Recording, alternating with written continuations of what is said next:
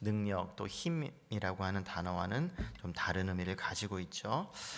그것은 이제 통치하는, 다스리는 그런 개념을 포함하는 어떤 그런 언어인데, 우리가 군대에서 그런 장교들이나 이끌어가는 리더들에게 권위가 있어서 그 조직을 이끌어가고, 또 학교에서는 선생님의 권위가 있고, 또 교회 안에서요 또 질서가 있고, 그리고 또 나라를 다스리는 그런 정부들마다 그런 권위, 위정자들의 권위가 있어서 또 사람들의 지지를 받으며 또 함께 그 나라를 또 인도해가고 이끌어가는 어떤 그런 것들이 있는 거죠. 가정에서는 부모가, 또 지역 사회에서는 여러 또 조직 안에서의 그런 권위들, 또 치안을 담당하는 그런 경찰 조직 안에서의 그 권위들, 이것은 사회에 꼭 필요한 그와 같은 권위들이라고 할 수가 있을 것입니다. 예수님께서 활동하시던 그 당시에도 보게 되면 종교적인 그런 권위를 가지고 있는 이들이 있었죠. 유대 종교 지도자들. 오늘 말씀을 보니까 대제사장들, 또 장로들, 또 이들은 특별히 성전 안에서 또 공의회를 조직되어서 또 그 안에서 이끌어가는 그런 리더 그룹들이라고 할 수 있을 것입니다. 그런데 예수님께서 활동하셨을 때 이들은 늘상 예수님의 권위에 대해서 도전해 온 것을 우리가 쉽게 우리가 복음서를 읽으면 알 수가 있는데, 그들은 유대교 안에서 공식적인 권위 또는 그런 지위를 가지고 있는 사람들로서 오늘 말씀해 보니까 예수님께 23절에 이렇게 질문을 던지죠. 권위의 문제인데요. 내가 무슨 권위로 이런 일을 하느냐? 누가 이 권위를 주었느냐? 권위의 문제를 가지고 예수님께 도전해 오고 있는 것을 볼 수가 있는데, 여기서 이런 일이 또는 이런 일들, 조금 더 구체적으로 말하면 복수형인데요.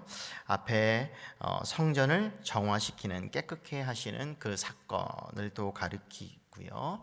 또 오늘 말씀에 보면 성전에서 예수님께서 가르치시고 있는데 그와 같은 가르치시는 그런 권위와 관련해서 도전하고 있는 것을 볼 수가 있습니다. 우리가 알다시피 성전을 깨끗하게 한다, 그 안에서 목소리를 높이고 잘못된 것을 지적하는 것은 굉장한 어떤 의미가 있는 행위라고 할 수가 있는데, 법적인 권한이 없어 보이는 예수님께서, 유대 종교 지도자들의 눈에는 그렇다는 거죠. 예수님께서 그 어떤 권위를 가지고 있는 것처럼 보이지 않는데 성전 안에서 권위를 행사하고 있는 것처럼 보였던 것이죠.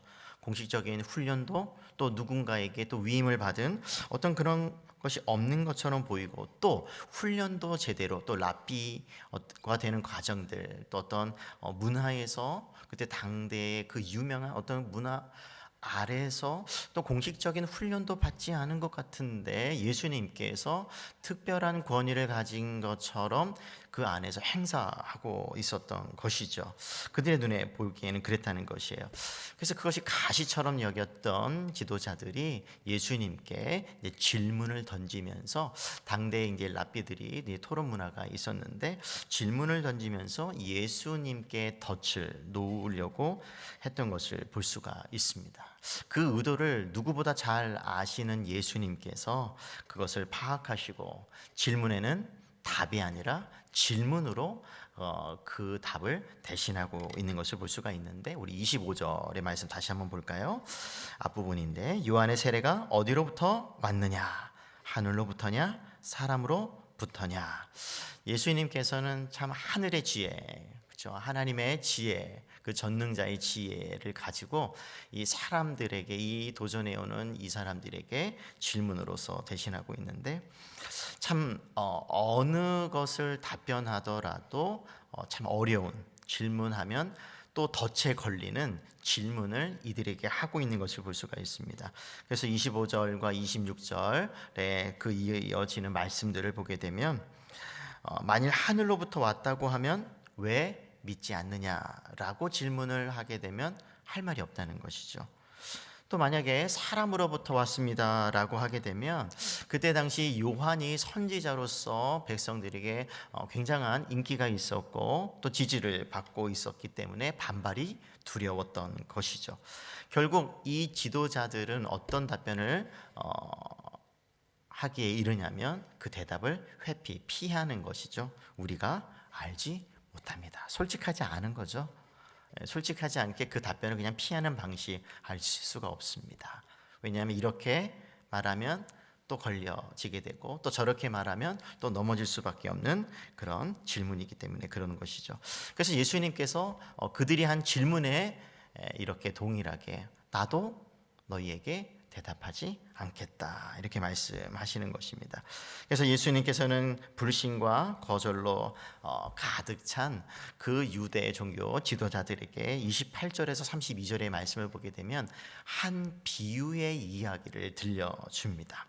두 아들의 비유라고 할 수가 있는데 이 비유 안에 보게 되면 두 아들이 등장하게 됩니다. 첫째 아들은 처음에는 아버지의 뜻을 거부했지만 이후에 뉘우치고 순종하는 사람들, 우리가 이어지는 그런 내용들을 보게 되면 죄인들임을 알 수가 있습니다. 구체적으로 세리들과 창녀들을 가르치죠. 또 둘째 아들을 보게 되면 말로는 순종하겠다고 합니다. 그러나 결국에는 실행하지 않는 그런 아들. 여기서는 유대 종교 지도자들을 가리키고 있습니다.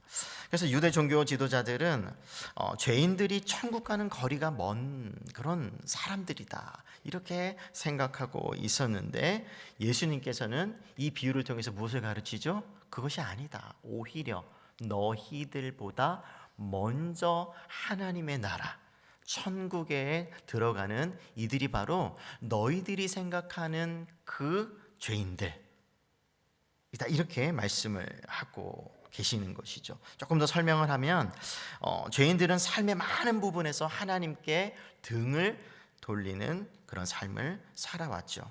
하지만 세례 요한의 가르침, 회개의 복음, 또 예수님께서 또 가져다 주시는 천국의 복음을 듣고 믿고 회개하여 결국에는 그 하나님의 뜻에 순종하게 되었다고 하는 것이죠.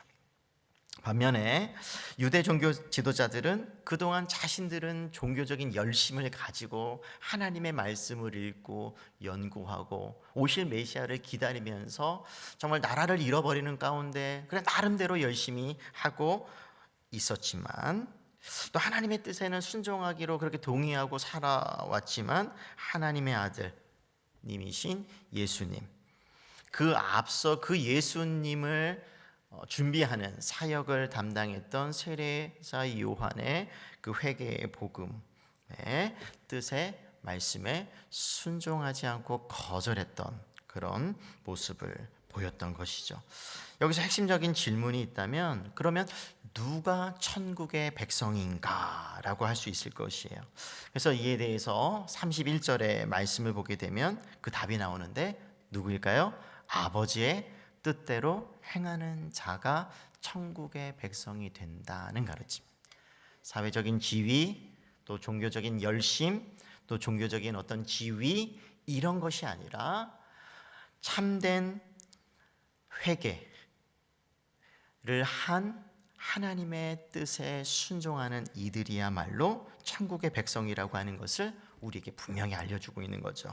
마태복음 7장 21절의 말씀이 생각이 나는데 나더러 주여 주여 하는 자마다 천국에 다 들어갈 것이 아니요 다만 하늘에 계신 내 아버지의 뜻대로 행하는 자라야 들어가리라. 충격적인 말씀이죠.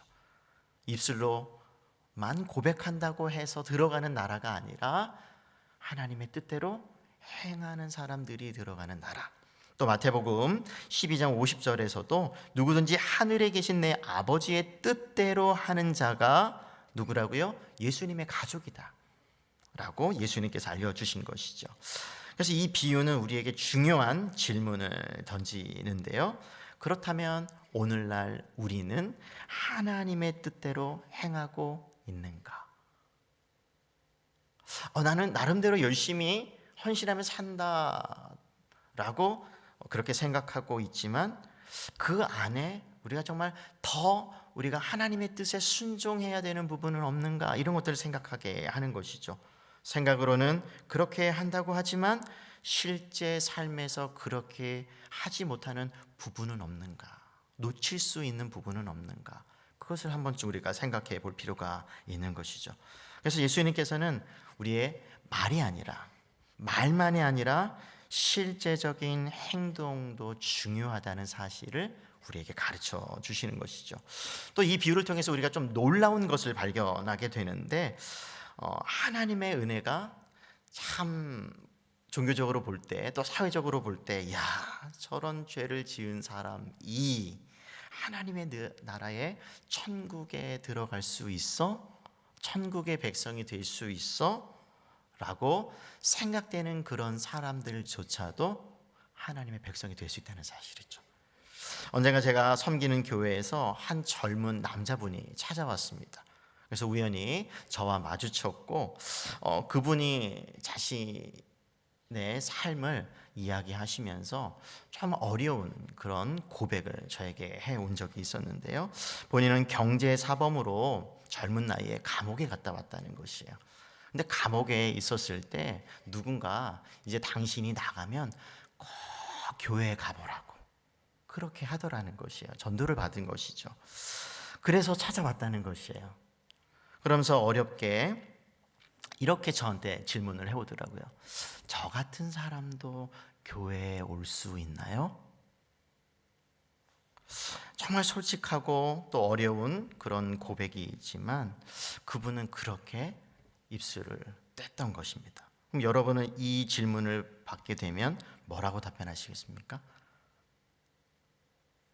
그래서 교회가 모두 죄인임을 고백하며 하나님께 용서를 받아서 모이는 그런 공동체입니다 라고 고백하지 않겠을까요?